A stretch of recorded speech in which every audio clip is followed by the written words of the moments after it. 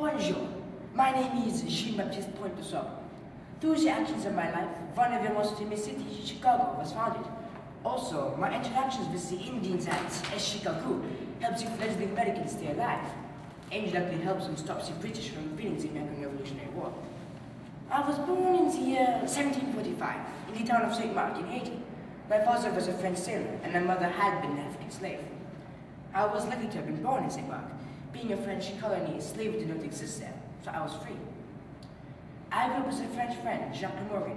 We played together, pretending to be pirates, fighting off Spanish conquistadors. One day, the Spaniards actually did invade our town, killing my mother and almost stealing me. My father and his crew were barely able to stop them. Jacques and I began to go restless, longing for adventure. We got a chance when my father gave us enough money to buy a schooner to get to the New World. When we arrived in New Orleans, Jacques got lucky, for he quickly found a job as a clerk. I did not fare quite as well. People in the Spanish-controlled New Orleans seemed to be very biased against my color. Being turned down by every major traveling company, I decided to go on my own expedition. I asked Jacques to join me, and he emphatically said, "Oui." Then, the very next day, Jacques chalked up Potawatomi Indian acting as a guide, and I traveled by river to St. Louis. Jacques set to work, teaching me how to set traps, follow tracks, and use a bow and arrow. Most importantly, he began to teach me the language of the Indians. Talking amongst ourselves, we decided that Jacques would return to New Orleans and set up business there, while Choctaw and I remained in the region to travel first. It was on one of these trapping expeditions with Choctaws that I saw the place that would change my life forever. Though it appeared to be no more than a collection of muddy creeks and bogs, I immediately fell in love with the land. Choctaw noticed my gaze and decided to burst my bubble, as you say. Choctaw told me that many Indian wars had stained the land. That's all they had to offer was death and suffering. While I believed him, I wasn't sure if I agreed with him. All I saw was a wondrous land, a brimming opportunity, a trading post. But we continued on. Now I must give you a brief history lesson. The Ottawa Chief Pontiac had once been a great warrior. Now, however, Pontiac had grown old and no longer wished to fight. I became great friends with Pontiac, and I even received an honor from him. When I returned to New Orleans, an Indian woman knocked on my door, summoning me to Chief Pontiac. I quickly said I took a whole kit to see him. When I arrived, the Indians, looking happy, seemed quite sad. I entered the chief's tent to find him lying on a blanket on the ground. Gene, you have finally arrived. Let me explain to you what has happened. In my sleep, an Illinois brave disguised in Ottawa slid into my tent and stabbed me in my back. Apparently, the British set them to inflame old wounds among the Indian nations and start a war. That way they could expand their territories without having to lose as many soldiers. I charge you, Gene, with the daunting task of stopping such a war from happening. You are a great friend of mine, and I know you can do it. Speak with the leaders of the Indian nations and convince them to keep peace. This will be difficult. My people are eager to prove themselves in battle. Within the next few hours, Pontiac died, and a wave of weeping swept through the camp. With no time to mourn, I convinced the leaders of the four Indian nations involved, the Potawatomi, Miami, Ottawa, and Illinois, to meet at St. Joseph, a village in which is now Michigan. Please, I pleaded with them, if you do not stop such unnecessary violence, the British will take over. All will be lost. A peace treaty was pronounced. I had saved the Native Americans and fulfilled Pontiac's wishes. My actions of bringing peace weren't the only thing I accomplished at St. Joseph. I also met Kitty Howard, niece of the new head chief. She was the most beautiful female I've ever seen. Hello. I am sorry to interrupt, but Gene asked me to explain the following. I am none other than Kitty Howard's father. I immediately noticed the peace bringer loved my daughter. When I met Baptiste Pointe DuSable, I greeted him as I would a son. We discussed Kitty Howard and Gene's love for her. I was very excited until it ended upon the subject of marriage. I'm very sorry, I said, but ancient tradition says that we may marry only to that of our own tribe.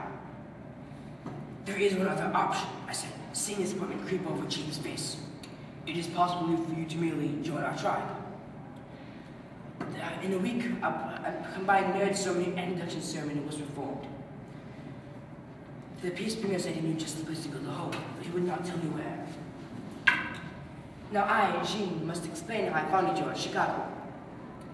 The day after our marriage, Kitty Howard, 4 Indians and I traveled to the plains of Chicago.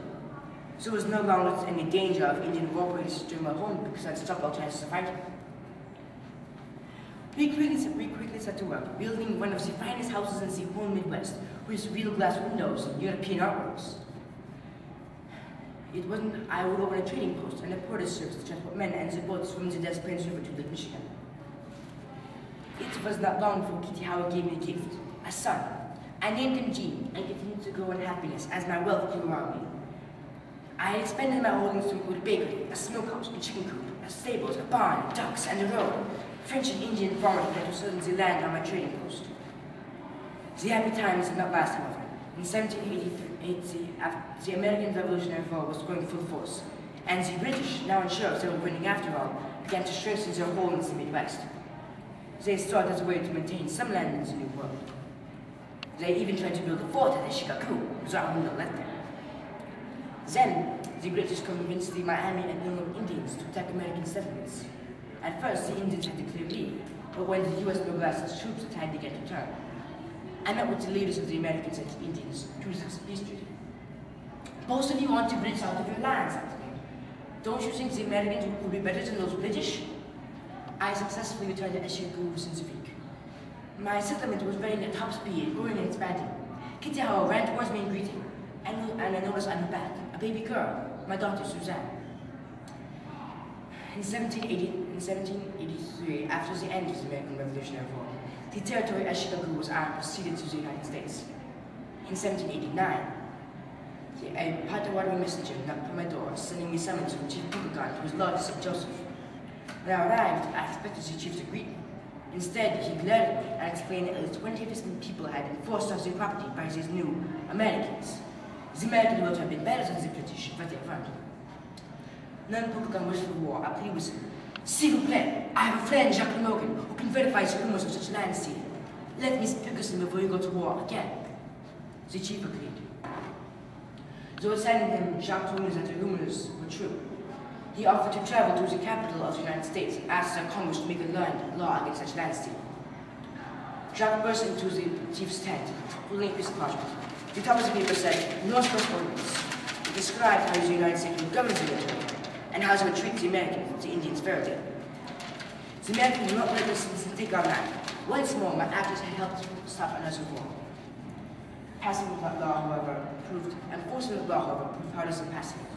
The Americans were destined to rule the New World. And with them came competition, a trader by the name of John Kinsey. He not only sold me out to the Americans, but also to my long-term customers, the Indians and French. In 1800, I was forced to sell my beloved Chicago to John Kinsey for $1,200, for a mere $1,200. I moved to Peoria, and I never returned. My end finally came in 1880, bankrupt and was known to care for me. Although I died of papa, the actions I took in my life, such as my entrepreneurship and my peacemaking, left a legacy, one of the world's greatest cities, Chicago.